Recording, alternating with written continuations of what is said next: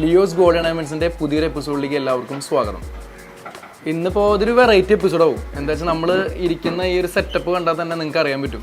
എൻ്റെ ബാക്കിലേക്ക് നോക്കി കുറേ ചേട്ടന്മാരിരുന്ന് വർക്ക് ചെയ്യുന്നുണ്ട്.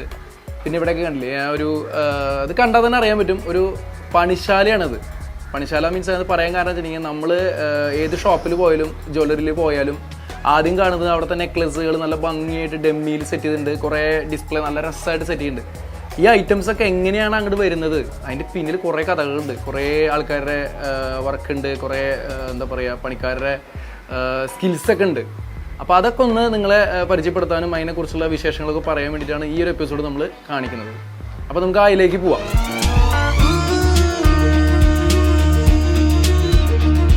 അപ്പോൾ ഞാൻ എൻ്റെ അടുത്ത് കുറച്ച് പഴയ സ്വർണ്ണാഭരണങ്ങൾ വെച്ചിട്ടുണ്ട്. പഴയതെന്ന് മീൻസ് ആ കസ്റ്റമേഴ്സ് ഉപയോഗിച്ചിട്ട് കൊടുന്ന ആഭരണങ്ങളാണ് ഇതൊക്കെ. അപ്പോൾ ഞാൻ ഇതിനെക്കുറിച്ച് ഒന്ന് കാര്യങ്ങൾ പറഞ്ഞുതരാം. അപ്പോൾ ഇതിൽ ഒരു വളയുണ്ട്, നോക്കിയേ. ഇതൊരു കസ്റ്റമർ നമുക്ക് എക്സ്ചേഞ്ച് ചെയ്തതാണ്. പക്ഷേ ഈ വള ഉപയോഗിച്ചിട്ടില്ല ശരിക്കും പറയാം. അതുകൊണ്ട് നമ്മളിത് ചൂടാക്കി ഒന്നും ചെയ്തിട്ടില്ല. നമ്മൾ ആ റേറ്റ് കൊടുത്തു, നമ്മൾ ഫ്ലാറ്റ് റേറ്റ് കൊടുത്തു, നമ്മൾ എടുത്തു. ഇതിൻ്റെ ഉള്ളിൽ അഴുക്കോ ഒന്നുമില്ല. അപ്പോൾ ഇത് നമുക്ക് ഹീറ്റ് ചെയ്യേണ്ട ആവശ്യമോ ഒന്നും ഇല്ല. എന്താ വെച്ചിട്ടുണ്ടെങ്കിൽ ഹീറ്റ് ചെയ്യുന്നതിൻ്റെ മെയിൻ കാരണം എന്ന് പറഞ്ഞാൽ നമ്മളിപ്പോൾ ഓർണമെൻറ്റ്സ് വാങ്ങിക്കൊണ്ട് നമ്മൾ വീട്ടിലെടുത്ത് വയ്ക്കില്ല, മാക്സിമം ഉപയോഗിക്കുകയുള്ളൂ. കുളിക്കുമ്പോഴും അല്ലെങ്കിൽ എവിടെയെങ്കിലും പോകുമ്പോഴും ഒക്കെ നമ്മൾ ഓർണമെൻറ്റ്സ് ഇടുന്നുണ്ട്. അപ്പോൾ ആ ഓർണമെൻറ്റ്സിൻ്റെ ഉള്ളിൽ കുളിക്കുമ്പോൾ വരുന്ന വെള്ളം, സോപ്പ് ഇതൊക്കെ അടിഞ്ഞു കൂടും. ആക്ച്വലി അതൊക്കെ അടിഞ്ഞു കൂടുന്നുണ്ട്. അപ്പോൾ നമുക്കിപ്പോൾ ഒരു 10 ഗ്രാമിൻ്റെ ഒരു വള അല്ലെങ്കിൽ ഒരു ചെയിൻ നമുക്ക് ആ വെയിറ്റ് ഉപയോഗിച്ച് 1 വർഷമോ 2 വർഷമോ ഉപയോഗിച്ച് തിരിച്ചു കൊണ്ടുവന്നു കഴിഞ്ഞാൽ 10 ഗ്രാമോ ആയിരിക്കില്ല, ചിലപ്പോൾ 10.5 ഗ്രാമോ അല്ലെങ്കിൽ 10-200, 10-300 പല വെയിറ്റായിട്ട് കാണിക്കും. 10 ഗ്രാമിന് മേലെയായിട്ട് കാണിക്കുക. അപ്പോൾ നമുക്കത് ആ ഫുൾ ആ വെയിറ്റ് കിട്ടുന്ന തൂക്കത്തിന് നമുക്ക് വില കൊടുത്താൽ നമുക്കത് ശരിയാവില്ല. കാരണം അതല്ല അതിൻ്റെ ആക്ച്വൽ തൂക്കം. അപ്പോൾ നമ്മളത് ചൂടാക്കുന്നതിലൂടെ അഴുക്ക് മാത്രം അതിൽ കത്തിപ്പോകുന്നുണ്ട് ശരിക്കും പറഞ്ഞാൽ. അതാ ഞാൻ കാണിച്ചുതരാം, ആ വീഡിയോ ചെയ്യുമ്പോൾ നിങ്ങൾക്ക് മനസ്സിലാവും. ഇനി ഈ ആഭരണങ്ങൾ ഉരുക്കി നമ്മൾ അതിൻ്റെ അടുത്ത സ്റ്റേജ് എന്താണെന്നുള്ളത് നമുക്ക് അടുത്ത ഇതിലേക്ക് പോയിട്ട് കാണാം. ഓക്കെ, അപ്പോൾ നമ്മൾ കസ്റ്റമേഴ്സിൻ്റെ ഇത് പഴയത് മേടിച്ചു, അത് ചൂടാക്കുന്നു, ഉരുക്കുന്നു. ആ പ്രോസസ്സ് എന്താണെന്ന് നമുക്ക് കാണാം. ഇപ്പോൾ ഞാൻ ജസ്റ്റ് ഒരു ഓർണമെൻറ്റ് കാണിക്കാം. ഇതിപ്പോൾ നമ്മുടെ ഷോപ്പിൽ നിന്ന് നമ്മൾ വാങ്ങിയ ഒരു ഓർണമെൻ്റ് ആണ്. ഇതിൻ്റെ കാര്യങ്ങൾ എങ്ങനെയാണെന്ന് കാണിച്ചു തരാം. ഇത് സുധീപേട്ടൻ എന്ന് പറയും, നമ്മുടെ ഇവിടുത്തെ വർക്ക്ഷോപ്പിൻ്റെ മാനേജറാണ്. അപ്പോൾ ആളാണ് ഈ കാണിക്കുന്നത് കേട്ടോ. സുധീപേട്ടൻ നമ്മുടെ ഫ്രണ്ടാണ്. അപ്പോൾ കാണിക്കുന്നത് നോക്കിയോളാം. അപ്പോൾ അത് ചൂടാക്കുകയാണ്. ഇതിൽ ആക്ച്വലി അഴുക്കില്ല. എന്താ വെച്ചാൽ നമ്മളിത് കസ്റ്റമറിന് ഓൾറെഡി ചൂടാക്കി എടുത്ത സാധനമാണ്. അപ്പോൾ നിങ്ങളെ കാണിക്കാൻ വേണ്ടി ചൂടാക്കുന്നു. അപ്പോൾ അതിൽ അഴുക്കുണ്ടാവില്ല. പിന്നെ ചില കസ്റ്റമേഴ്സിന് ഡൗട്ട് ഉണ്ട്, ഇത് ചൂടാക്കുമ്പോഴേക്കും ഉരുകി അങ്ങോട്ട് പോവോ? അതൊന്നും പേടിക്കണ്ട. എന്താ വെച്ചാൽ ആക്ച്വലി സ്വർണം ഉരുകാനായിട്ട് ഈ മെൽറ്റിങ് ഈ ഇതിൽ കിട്ടുന്ന ചൂട് പോരാ. 1200 ഡിഗ്രി സെൽഷ്യസിൽ വേണം അത് മെൽറ്റ് ആവണമെങ്കിൽ.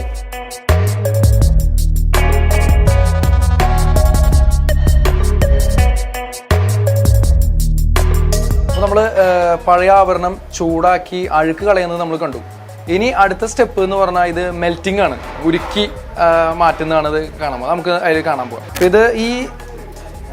ഇതൊരു ബൗളിലാക്കിയിട്ട് ഇതിൻ്റെ പേര്, ഈ ഇടുന്ന പാത്രത്തിൻ്റെ പേര് മൂശ എന്നാണ്. അല്ല സുധുവേട്ട, മൂശ എന്നല്ല പേര്? മൂശ.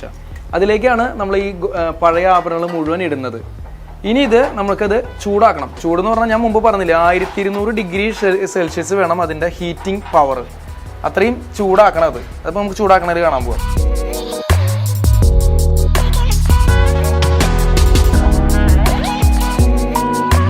ബ്ലോവർ എന്ന് പറഞ്ഞൊരു സ്റ്റവാണത്, ബ്ലോവർ. അതിലാണ് ആ മൂശയിലുള്ള ഗോൾഡ് ഇറക്കി വെച്ചിരിക്കുന്നത്.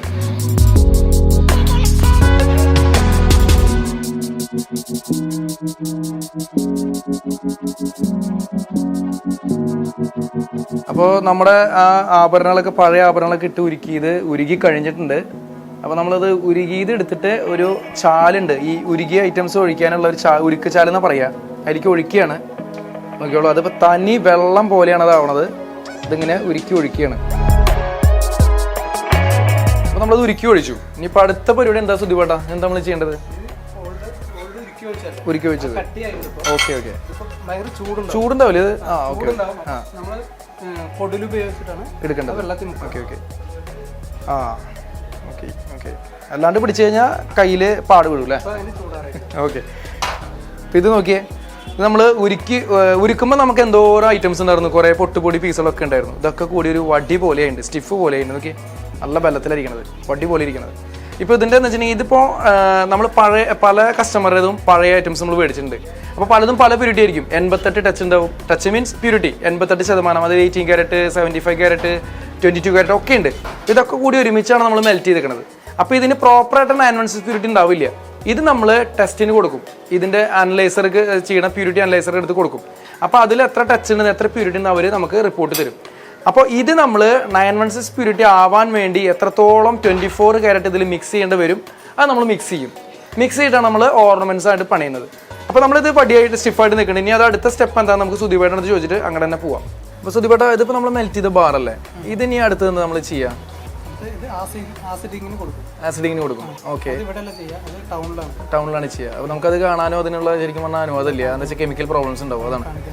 അപ്പോൾ നമ്മളിത് കറക്റ്റ് ഫൈൻ ഗോൾഡ് ആക്കാനായിട്ട് പുറത്ത് ആസിഡ് ചെയ്യാൻ കൊടുക്കുകയാണ് ചെയ്യുന്നത്. അപ്പോൾ അത് കൊടുത്തതിന് ശേഷം നമുക്ക് കിട്ടിയിട്ടുള്ള ഇതുപോലെ മുമ്പ് ഒരു കൊടുത്ത ബാറ് ആസിഡ് ചെയ്ത് വന്നിട്ടുള്ള ഒരു തങ്കം 24 ക്യാരറ്റ് ഫൈൻ ഗോൾഡ് നമ്മുടെ ഉണ്ട്. ഞാൻ ജസ്റ്റ് നിങ്ങൾക്കൊന്ന് ഇൻട്രൊഡ്യൂസ് ചെയ്യാം. ഇതാണ് 24 ഫൈൻ ഗോൾഡ് 999 പ്യൂരിറ്റി വരുന്ന 24ൻ്റെ ഒരു ബാറാണിത്. ഇനി നമ്മൾ 916 പ്യൂരിറ്റിയിലേക്ക് കൺവേർട്ട് ചെയ്യണം. അപ്പോൾ അതിന് വേണ്ട എത്രത്തോളം തൂക്കം നമുക്ക് ജസ്റ്റ് നോക്കാം. സുദീപേട്ടനോട് ചോദിച്ചു നോക്കാം. സുദീപേട്ടൻ എത്രത്തോളം വേണ്ടി വരും? അത് 74 ഗ്രാം ഉണ്ട്. 74 ഗ്രാം. അപ്പോൾ അത് എത്രത്തോളം അത് വേണ്ടി വരും? 80 ഗ്രാം.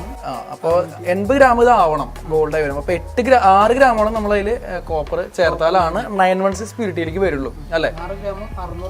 അത് നമ്മുടെ അതിൻ്റെ കോപ്പർ ഉണ്ടോ അതിൽ? ഏകദേശം 6 ഗ്രാം ഇട്ട് കഴിഞ്ഞാൽ അത് ആവും. നോക്കി നോക്കും.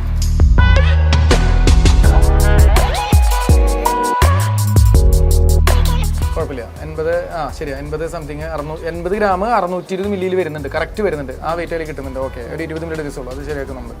അപ്പോൾ അങ്ങനെയാണ് വരുന്നത്. ഇനി ഇത് നമ്മൾ നേരെ മെൽറ്റ് ചെയ്യും. ഒന്നുകൂടി ഒന്ന് മെൽറ്റ് ചെയ്യും. മെൽറ്റ് ചെയ്തിട്ട് ഇത് അപ്പോൾ അത് മിക്സായി 916 പ്യൂരിറ്റി ആയി. എന്നിട്ടാണ് നമ്മൾ അടുത്ത പ്രോസസ്സിലേക്ക് ഇത് കിടക്കുക. അപ്പോൾ നമുക്കിത് ഇനി മെൽറ്റ് ചെയ്യുന്ന പ്രോസസ്സിലേക്ക് ഒന്ന് പോവാം. അപ്പോൾ ഇതാണ് നമ്മൾ ഇനി ഉരുക്കാൻ പോണ മെറ്റൽസ്. ഇത് നമ്മൾ മുമ്പ് പറഞ്ഞു 24 ക്യാരറ്റ്. ഇത് കോപ്പറാണ്. ഇത് പ്യുവർ ഗോൾഡ് കേട്ടോ. ഗോൾഡ് എന്ന് പറയാൻ പറ്റില്ല, തങ്കാണ് ശരിക്കും പറഞ്ഞാൽ, പ്യുവറാണ്. അപ്പോൾ ചെമ്പും ഈ തങ്കം കൂടി ഒരുമിച്ച് ഈ മൂശയിലല്ലേ നമ്മൾ മൂശയിൽ ഇടുകയാണ്.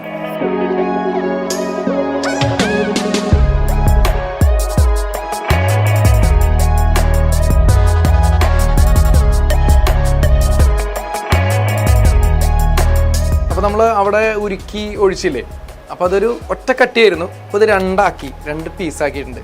അപ്പോൾ ഇതിനി അടുത്ത് എന്താ ചെയ്യാൻ പോകണമെന്നുള്ള നമുക്ക് സുദീപേട്ടനോടാണ് ചോദിക്കാം. കാരണം ഇതൊക്കെ അവർക്ക് തന്നെ ചെയ്യാൻ പറ്റുള്ളൂ, നമ്മളെ കൊണ്ട് ചെയ്യാൻ പറ്റില്ല. അപ്പോൾ ആൾക്ക് ഞാൻ കൊടുക്കാം. സുദീപേട്ടൻ, ഞാൻ അടുത്ത പരിപാടി എന്താ, ഇതെന്താ ചെയ്യാൻ ഉദ്ദേശിക്കുന്നത്? അടുത്ത പരിപാടി നമ്മൾ ഏതാ ഐറ്റംസ് ഉണ്ടാക്കുന്നത് വെച്ചാൽ അതിനനുസരിച്ച് ഓരോ തോതുകളുണ്ട്. അതെ. ആ തോതിനനുസരിച്ച് നമ്മൾ ഒന്ന് ഷീറ്റും ആക്കും, ഒരെണ്ണം കമ്പിയും വെക്കും, ഷീറ്റും. ഓക്കെ, അപ്പോൾ അതിൻ്റെ മിഷനറീസ് ആണ് ഈ കാണുന്നതൊക്കെ.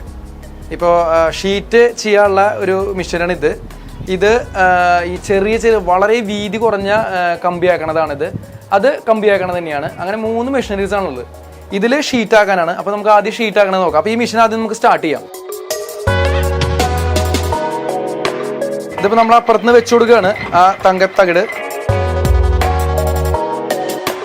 അതനുസരിച്ച് മുകളിൽ നിന്ന് അഡ്ജസ്റ്റ് ചെയ്യണം. അപ്പോൾ അതിൻ്റെ ഒരു ഗ്യാപ്പ് കുറഞ്ഞു വരും. അപ്പോൾ ഷീറ്റിൻ്റെ തിക്നെസ് കുറഞ്ഞു വരും. ഒറ്റയടിക്ക് ആവില്ല, മെല്ലെ ചെയ്യാനേ പറ്റുള്ളൂ.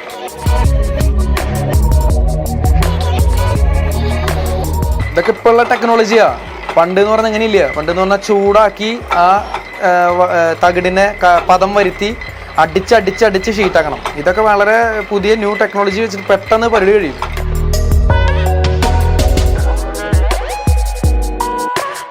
എന്തോരം കട്ടി ഉണ്ടായിരുന്ന ഒരു തകിടായിരുന്നു. അപ്പോൾ വളരെ തിക്നെസ് വളരെ കുറഞ്ഞ് തിന്നായിട്ടുള്ള ഷീറ്റ് പോലത്തെ ഇതായിട്ട് മാറി ഈ മെഷീനിലൂടെ. ഇതാണ് നമുക്ക് വളയോ അങ്ങനത്തെ ഐറ്റംസുകൾക്കൊക്കെ നമുക്ക് യൂസ് ചെയ്യുന്ന തകിടായി മാറുന്നത്. ഇതാണ്. ഓക്കെ, ആ ഗോൾഡിൻ്റെ ആ ഒരു കട്ടി നമുക്ക് ഡയറക്റ്റ് ചെയ്യാൻ പറ്റില്ല.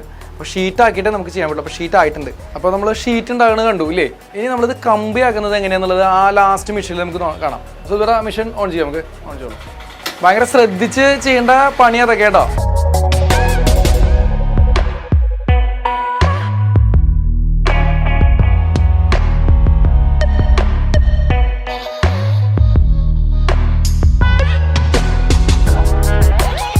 നോക്കിയേ, ഇത് ഇത്ര നീളം ഉണ്ടായിരുന്നുള്ളൂ കേട്ടോ ആ ഒരു തകിട്. നമ്മൾ ആ മുമ്പ് ഉരുക്കിയ തകിട് കട്ടി അതിപ്പോൾ നോക്കിയേ എത്രത്തോളം നീളം ഒന്ന് നോക്കിയേ. ഇത്രയും നീളത്തിൽ വളരെ നൈസായിട്ടുള്ള കമ്പിയായിട്ട് മാറി.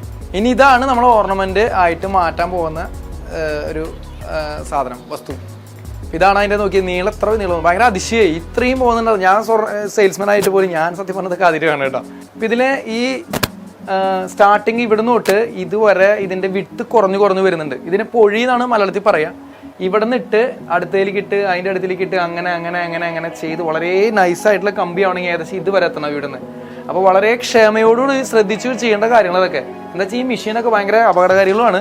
സംഭവം പെട്ടെന്ന് ചെയ്തില്ലെങ്കിലും ഇതിലൊക്കെ വല്ല മുണ്ട് പിടിക്കുക അല്ലെങ്കിൽ എന്തെങ്കിലും മറ്റേ ക്ലോത്തോ അല്ലെങ്കിൽ എന്തെങ്കിലും ഒന്ന് പെട്ട് കഴിഞ്ഞാൽ തീർന്നു, കയ്യും കാലൊക്കെ പോകുന്നതാണ് സത്യം. അപ്പോൾ അത് സൂക്ഷിച്ചും ക്ഷമയോട് ചെയ്യേണ്ട പണിയാണ്. അപ്പം നമുക്കിനി അടുത്ത ആഭരണങ്ങൾ എന്താണ് എങ്ങനെയാണ് ചെയ്യുന്നത് കാണാൻ പോകാം കേട്ടോ. അങ്ങോട്ടേക്ക് പോകും.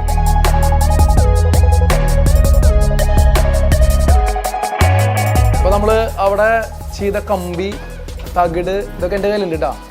ഇനി ഇത് അവിടെ നിന്ന് കഴിഞ്ഞു, ആ പ്രോസസ്സ് കഴിഞ്ഞു. അടുത്തത് ഫൈനൽ പ്രോസസ്സാണ്. അതായത് ഈ സാധനങ്ങളാണ് ഇനി ഇവിടെ ആഭരണങ്ങളായിട്ട് മാറുന്നത്. പല ആഭരണങ്ങൾ, നെക്ലസ്, വള, ചെയിൻ, കമ്മല്, മോതിരം എല്ലാം ഇതുകൊണ്ട് ചെയ്യാൻ പറ്റും. പല ഡിസൈനുകൾ ചെയ്യാൻ പറ്റും. അപ്പോൾ നമ്മുടെ ഷിബേട്ടൻ പാലക്കാട് നിന്ന് വന്നിരിക്കുകയാണ്. ഇവിടുത്തെ ഒരു സ്മിത്താണ്, ഗോൾഡ് സ്മിത്താണ്. അങ്ങനെ പല ആൾക്കാരും കേട്ടോ. ഞാൻ ഷിബേട്ടന് മാത്രമേ പരിചയപ്പെടുന്നുള്ളൂ. അപ്പോൾ ഇത് ഷിബേട്ടന് കൊടുക്കുകയാണ്. ഇനി ഷിബേട്ടനാണ് ഇതിൻ്റെ കാര്യങ്ങൾ മുഴുവൻ ചെയ്യുക. ഷിബേട്ടനും എല്ലാവരും കൂടി ചെയ്തിട്ടാണ് ഡിസൈൻസ് ആവുന്നത്. ഓക്കെ. അപ്പോൾ ഓരോരോ ഡിസൈൻസ് ഇപ്പോൾ മുല്ലമുട്ടുമാല, ചെയിൻ, ഓരോ ഐറ്റംസിൽ ഓരോ ഇൻഡിവിജ്വൽ ഡിസൈൻസ് ഉണ്ട്. അതൊക്കെ നമ്മൾ വരും വീഡിയോസിൽ ഇൻഡിവിജ്വലായിട്ട് നമ്മൾ ചെയ്യുന്നുണ്ട്.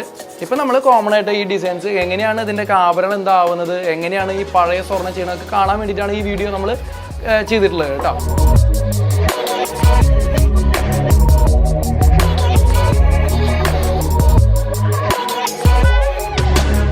ഓരോരുത്തരുടെ കയ്യിൽ ഓരോ ആഭരണങ്ങളെ വർക്കാൻ നടന്നുകൊണ്ടിരിക്കുന്നത്.